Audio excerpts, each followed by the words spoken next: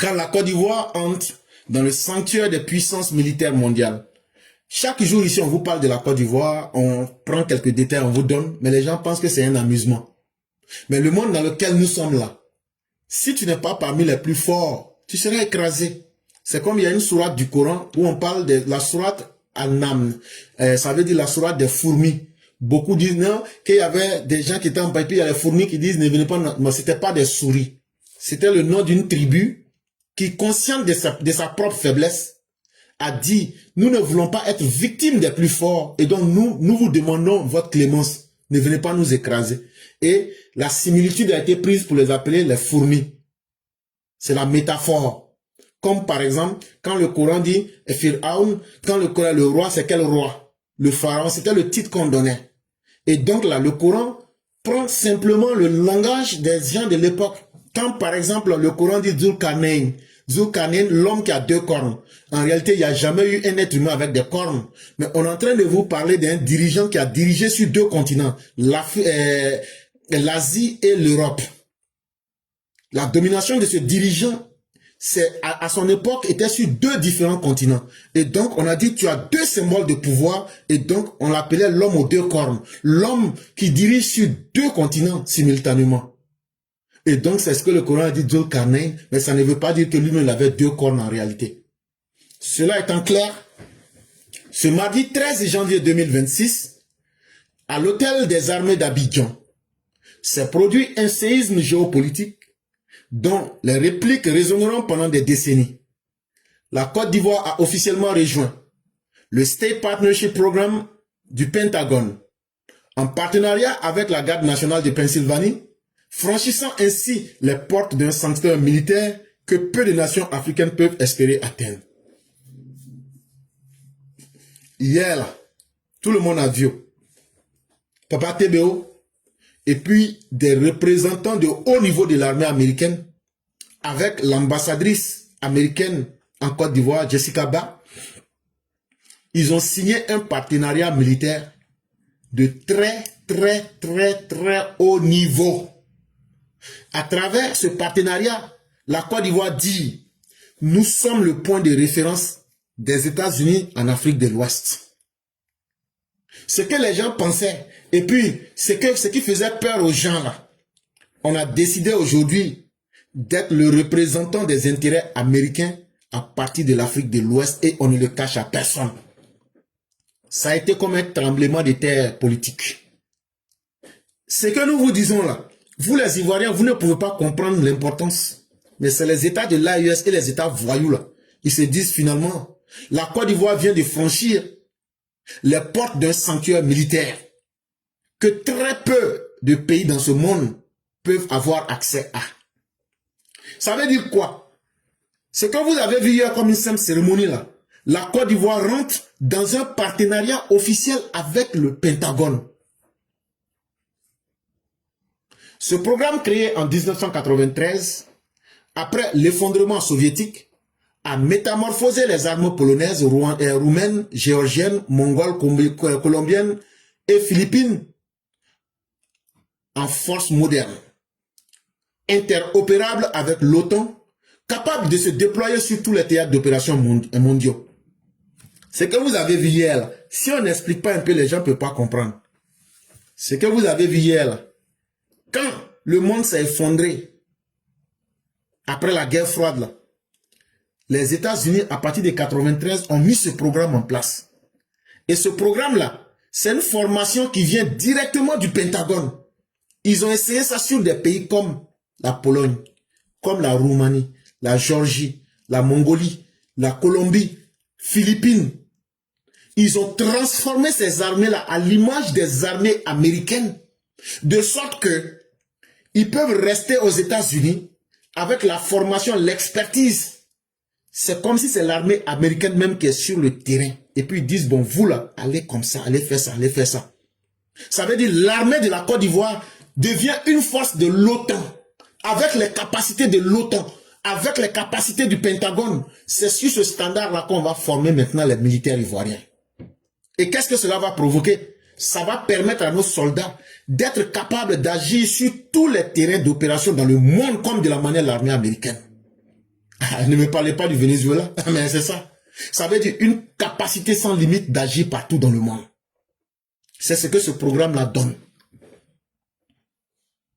Washington ne choisit pas ses partenaires au hasard. Le SPP ou SPP est un adoubement stratégique réservé aux nations démocratiques dotées d'armées professionnelles et fiables. En sélectionnant Abidjan, l'Amérique reconnaît le chemin spectaculaire parcouru depuis les heures sombres de 2010 à 2011. Mais pourquoi c'est la Côte d'Ivoire que les Américains ont choisi? Ce n'est pas par hasard que les Américains ont choisi la Côte d'Ivoire.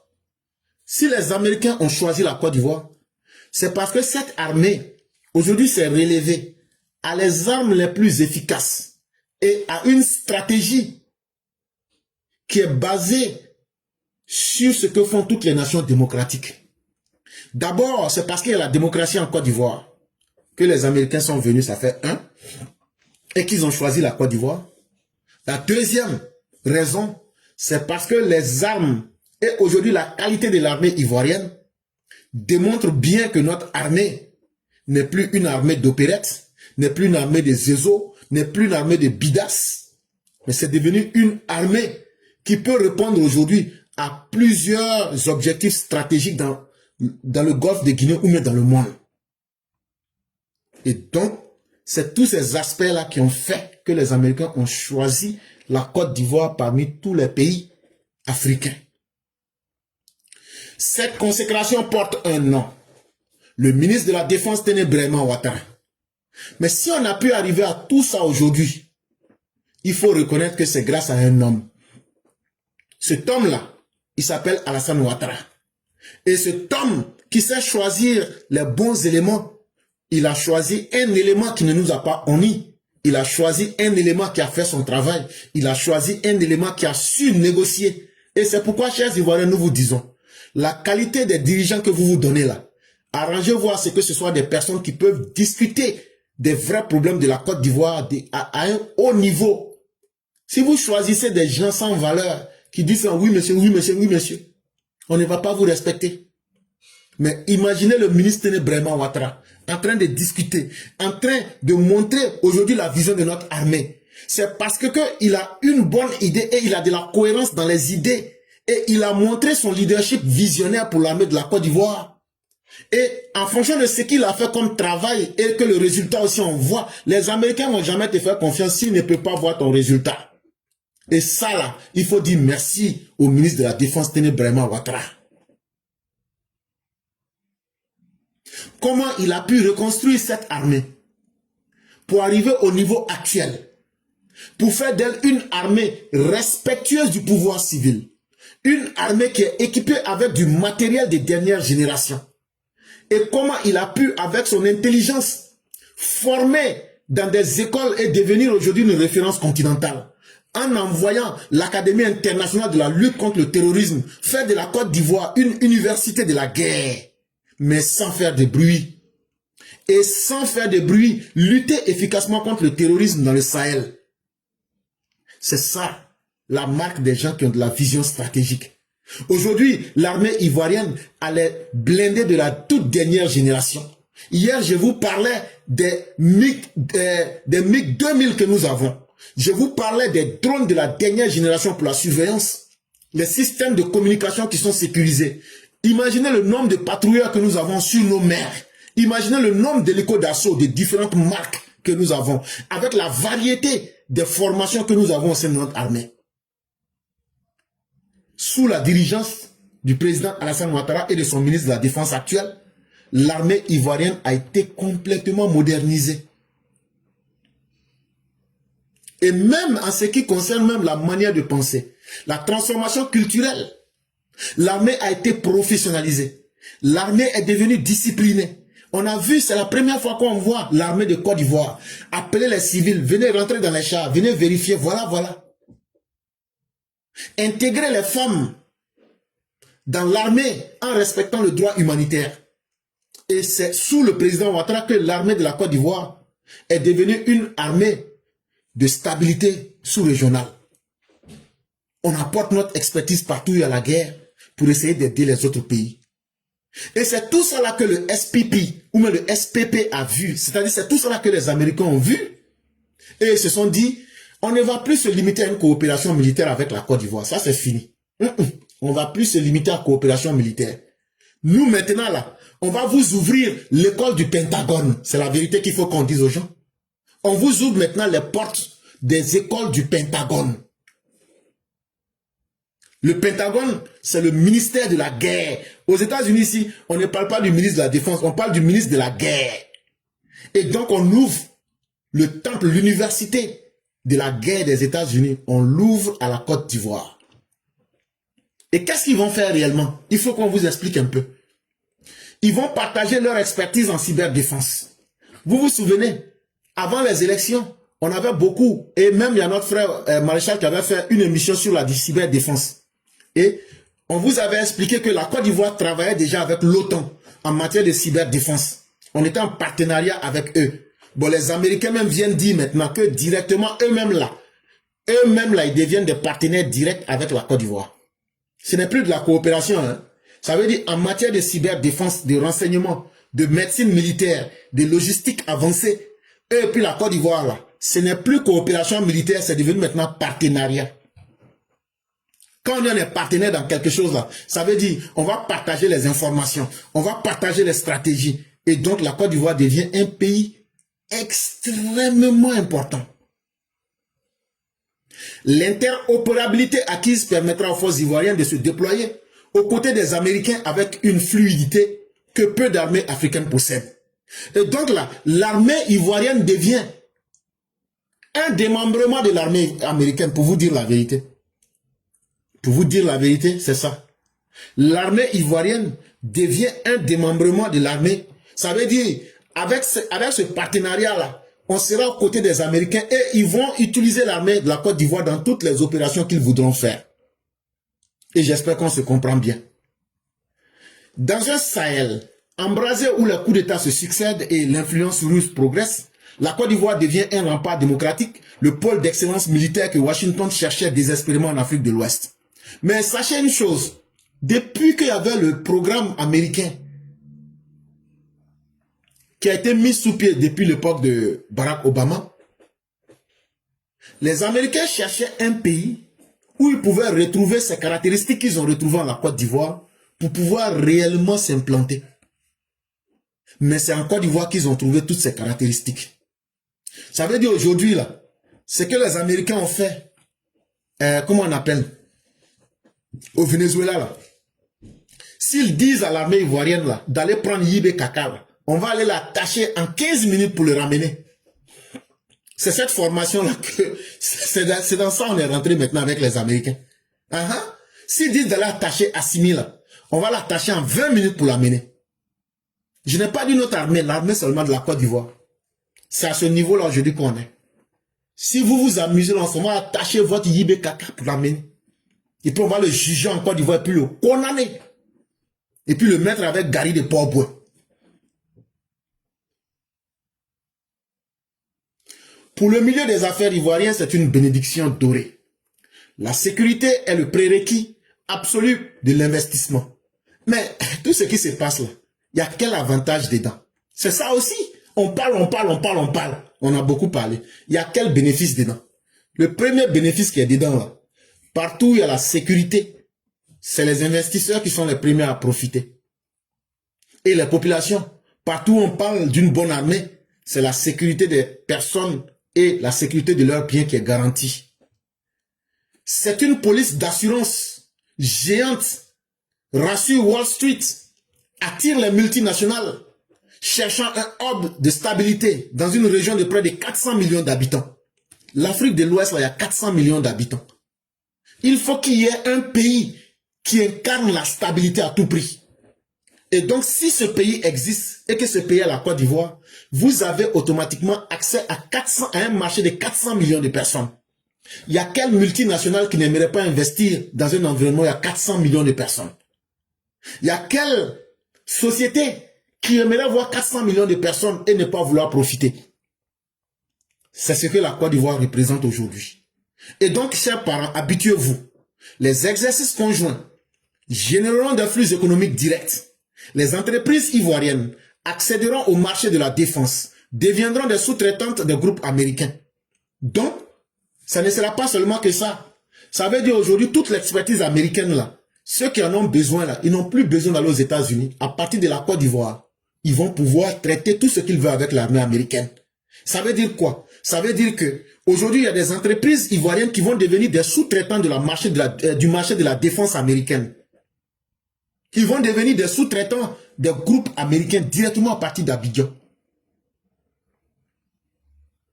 La prime de risque sur la dette souveraine diminuera. Les notations s'amélioreront. Les investissements étrangers afflueront. Donc, vous allez voir qu'à l'intérieur même de la Côte d'Ivoire, les notes qu'on donne à la Côte d'Ivoire, BB, Standard & Poor's, vous allez voir que les choses vont s'améliorer. Et les investisseurs étrangers qui ne sont pas ivoiriens, là, ils vont se dire, ce pays-là, c'est un coin où il ne faut pas rater. Et cet exemple-là, on l'a vu où? En Corée du Sud. Ce qu'on est en train de vous dire là, il faut qu'on vous explique pour que vous compreniez bien. Ce que la Côte d'Ivoire devient là, c'est comme la Corée du Sud. La Corée du Sud, quand elle est rentrée dans ce même partenariat avec les États-Unis, la Corée du Sud est protégée par Washington et cela a permis à la Corée du Sud de devenir une puissance technologique, comme la Pologne qui est adossée par l'OTAN, qui est devenue un atelier de l'Europe. La Côte d'Ivoire peut aspirer à devenir le Singapour de l'Afrique de l'Ouest. Est-ce qu'on se comprend? Comme diraient les Anglais, do you understand me? Les Américains disent, you got it. Donc, ce qu'on vous explique là, c'est tellement beau et c'est tellement extraordinaire qu'il faut comprendre de quoi il est question. Et c'est pourquoi on vous donne des exemples. Si vous avez vu que la Corée du Sud, la Corée du Nord et la Corée du Sud, non. Mais pourquoi Corée du Sud s'est développée pour Corée du Nord, eux, ils sont en palabre, ils ne sont pas développés. C'est le partenariat là qui a fait que la Corée du Sud est devenue aujourd'hui toutes les télévisions Samsung et autres que tu vois. Et puis Corée du Sud est devenue aujourd'hui une puissance technologique là. C'est ce même modèle là que nous visons à travers ce programme. Si tu n'as pas encore compris ça là, parce que toi tu n'as jamais été en Corée, faut prendre la Pologne. De la manière la Pologne est devenue aujourd'hui l'atelier de l'Europe là. Grâce à ce partenariat, c'est comme ça que la Côte d'Ivoire veut devenir Singapour de l'Afrique de l'Ouest à travers ce programme. Voilà de quoi on est en train de vous parler. Maintenant, si vous avez bien compris ça, tous ces programmes-là, on remercie le président Ouattara. On remercie le président Donald Trump. On remercie l'ambassadeur Jessica Bah. Elle nous a beaucoup aidé. Elle nous a beaucoup aidé dans ce programme. Sa diplomatie, elle va bientôt nous quitter. Mais elle nous a beaucoup aidé. Celle-là même là, on va lui donner passeport ivoirien.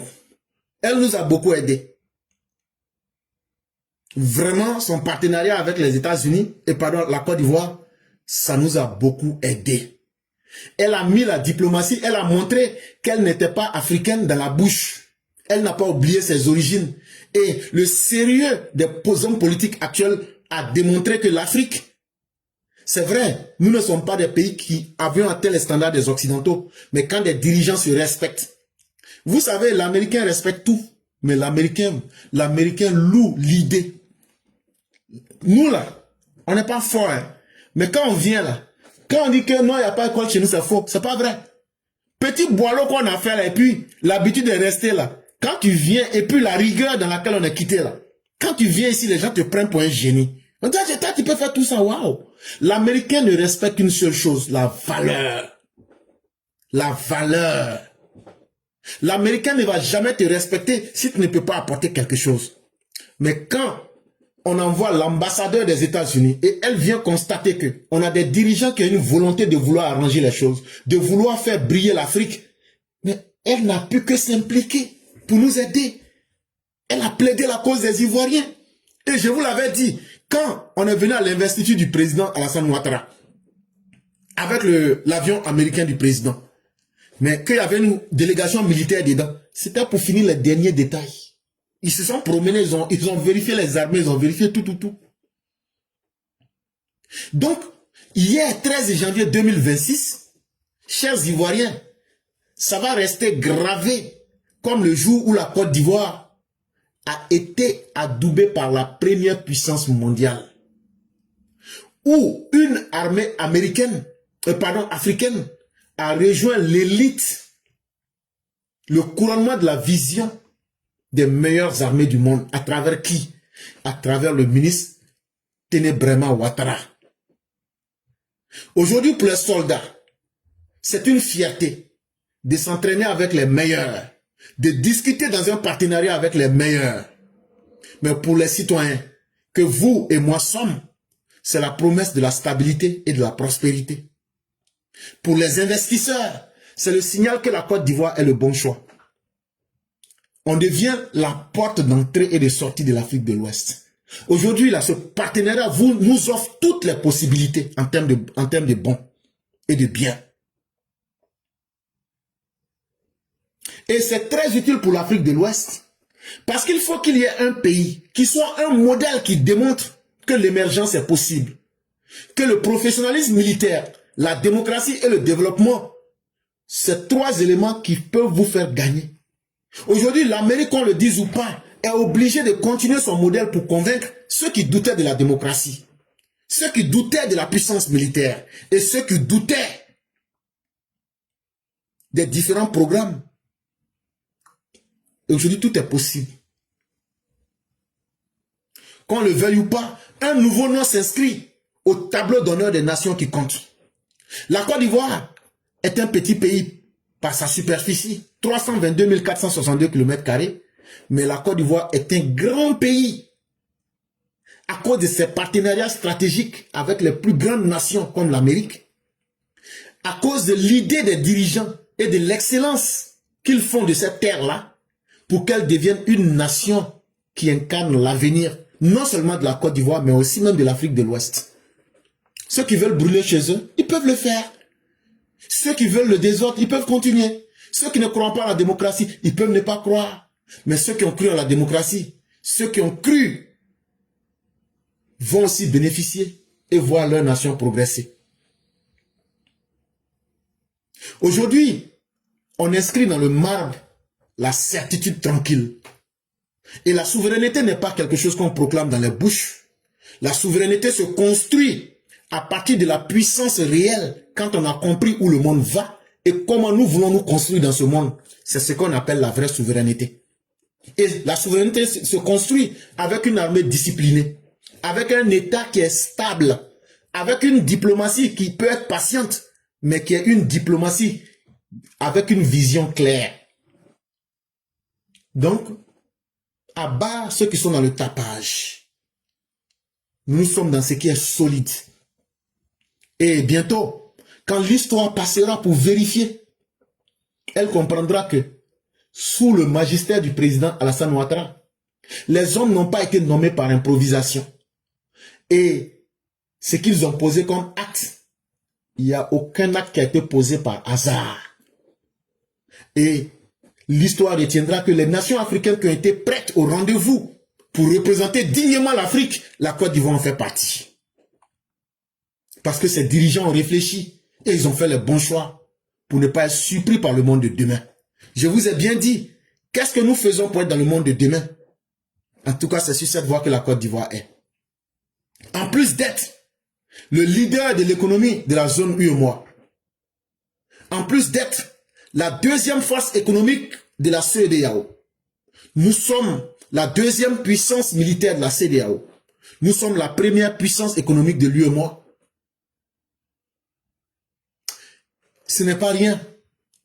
C'est des grands signes qui doivent aussi faire comprendre que nous sommes sur la bonne voie.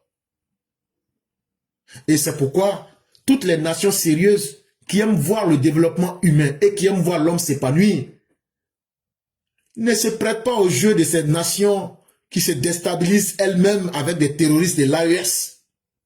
Mais ces nations comme l'Amérique viennent vers des nations qui ont de l'avenir comme la Côte d'Ivoire pour relancer la dynamique du redressement géostratégique afin qu'on puisse évincer, on puisse casser la colonne vertébrale de l'axe du mal qui est la Russie et ses sphères d'influence.